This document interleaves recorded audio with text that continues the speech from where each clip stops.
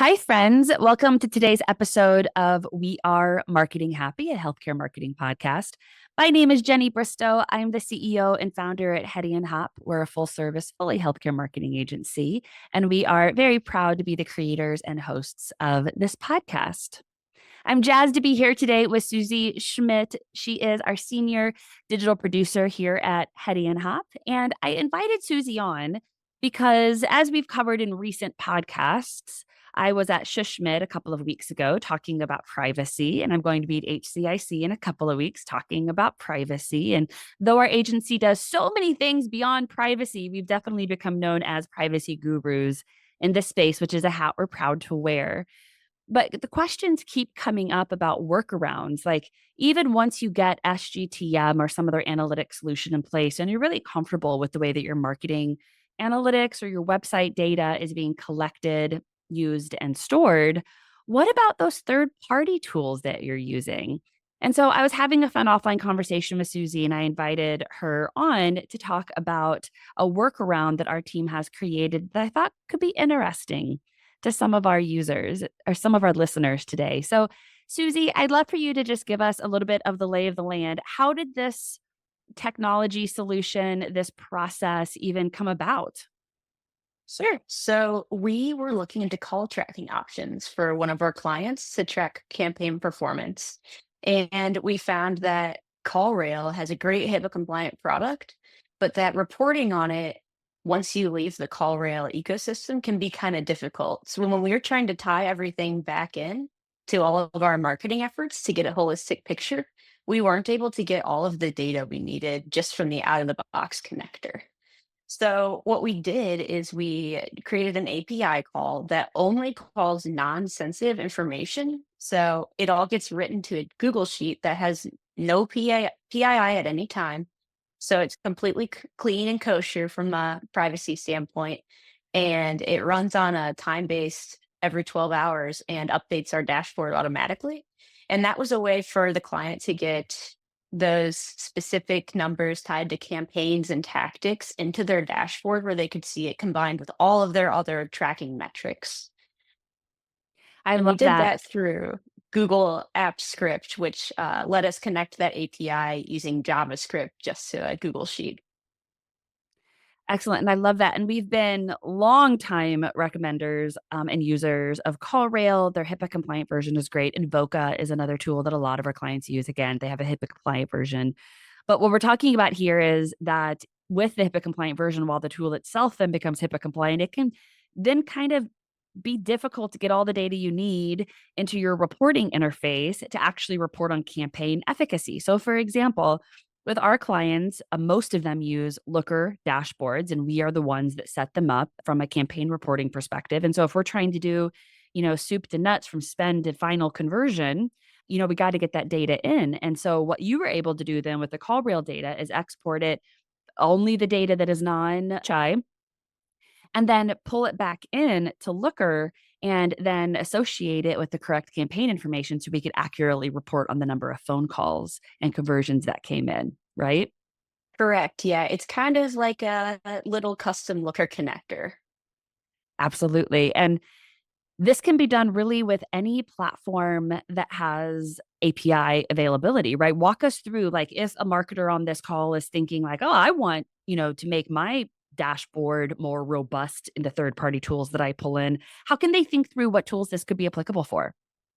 Really, anything that has an API is an option, but as you go through it, think about the fields you do and you don't need. So, for example, for the calls, we needed the number of calls, we needed the average duration, we needed the time of day that the calls were coming through so we could make sure all of our campaigns were running smoothly. But we did not need any of that sensitive data that CallRail needed.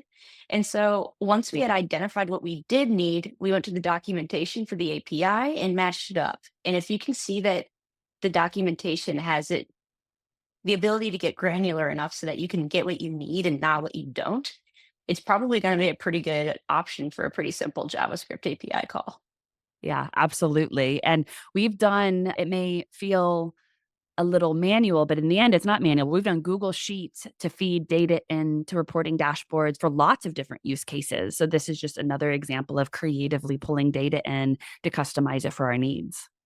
That's correct. And since most APIs are pretty static and don't change very often, we have a really low level of maintenance to do with these. And Google also has a built-in way to handle secrets, so we're able to handle API keys securely as well.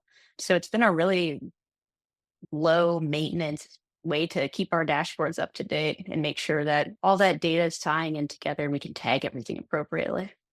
Absolutely. So, for those on the call, if you're trying to build out your reporting dashboard for additional data sets or information from other platforms that you use, and there isn't an immediate way to do it, this is a great way to kind of think outside of the box and kind of problem solve a way to be able to get the data.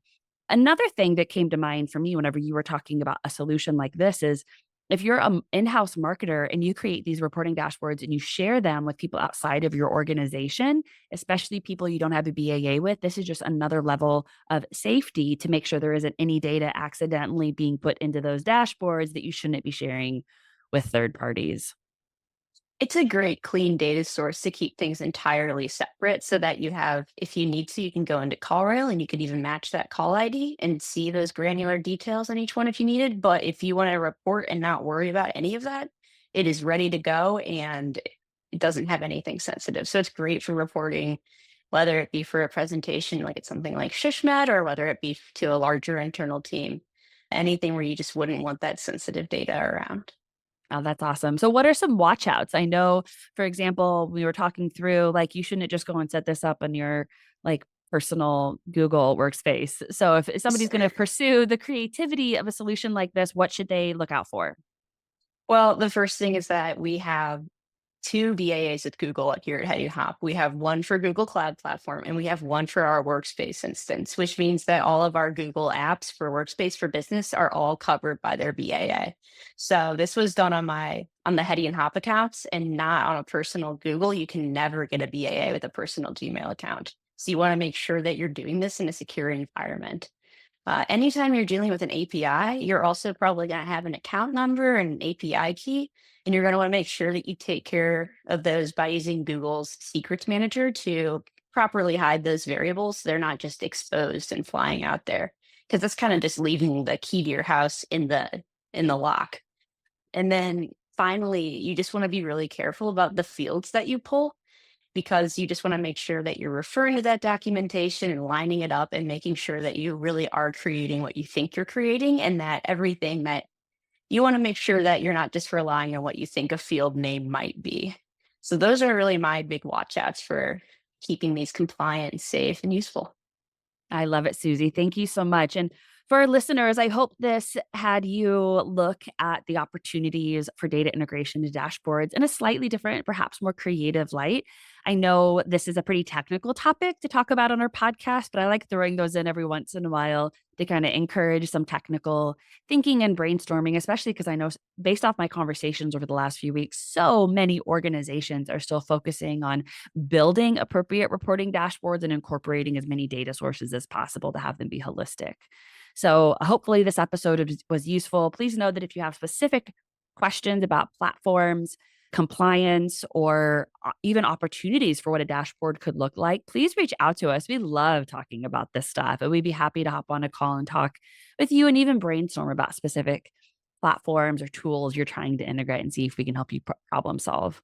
So, but thank you so much for joining us on today's episode, Susie, and thank you, listeners, for tuning in. We will see you on a future episode of We Are Marketing Happy. Cheers.